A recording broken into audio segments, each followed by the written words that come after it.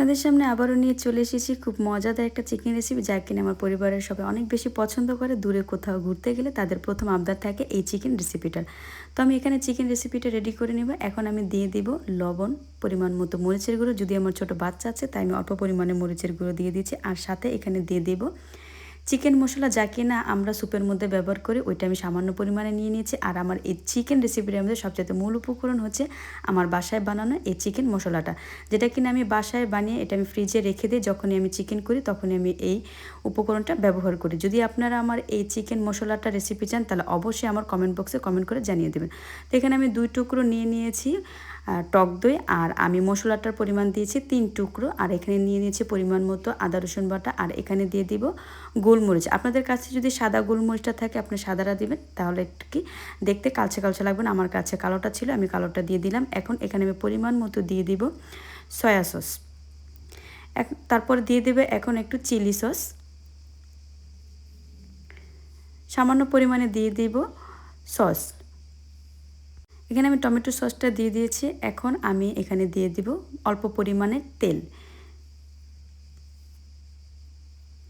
এখন আমি এটার মধ্যে দিয়ে দিব খুব অল্প পরিমাণে ভাজা জিরার গুঁড়ো, যেটা কিনা একটু মাংসটা খেতে খুব একটু গ্রানটা খুব ভালো আসে। আর এখানে আমি উঁচু করে 1 চা চামচ দিয়ে দিব কর্নফ্লাওয়ার।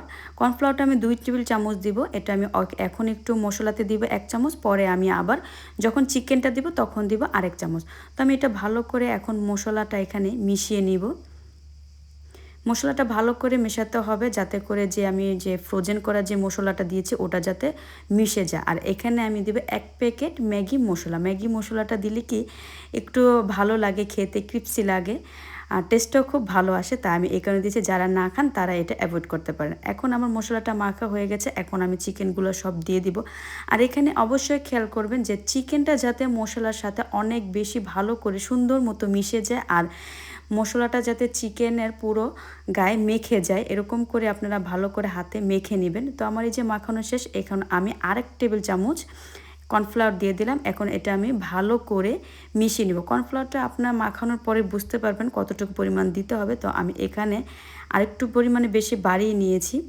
তো এখন আমি কর্নফ্লাওয়ারটার সাথে চিকেনটা ভালো করে মিশিয়ে নিব, যাতে একবারে চিকেনের ভিতরে এপাশ ওপাশ মিশে যায়। আমি ভালো করে কিন্তু দেখতেই পাচ্ছেন যে আমি কত সুন্দর করে এটা চিকেনটার সাথে মশলাটা মিশিয়ে নিয়েছি। দেখতে এখনই অনেক বেশি লোভনীয় লাগছে। আর এটা আমি এখন প্রায় 3 থেকে 4 ঘন্টার মতো এটা আমি রেখে দিব। তো আমার এই যে এখন আমি প্রায় 4 ঘন্টার মতো এটা রেখে দিয়েছি। আমি এটা কিন্তু ফ্রিজে রেখে দিয়েছি। তো এখন আমি আবার এটা চামচ দিয়ে ভালো করে এপুট মিশিয়ে নিব। ভালো করে মিশিয়ে নিব, যাতে করে মশলাটা যদি জমে গেছে ওটা ভালো করে হয়। এখন আমার এই যে তেল গরম হয়ে গেছে, এখন আমি এই তেলের মধ্যে এক এক করে চিকেনগুলো ছেড়ে দিব।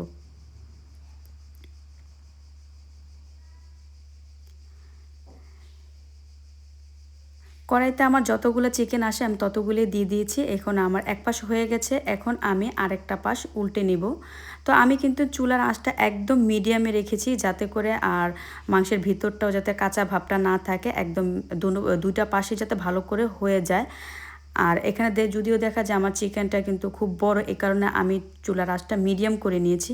এই যে আমার চিকেনটা ভাজা হয়ে গেছে, উপরে যে মশলাটা দেখা যায় কালচে হয়ে গেছে, এটাই কিন্তু খেতে অনেক বেশি ভালো লাগে, একদম তিতো লাগে না। তো এই যে আমার চিকেন ভাজা হয়ে গেছে।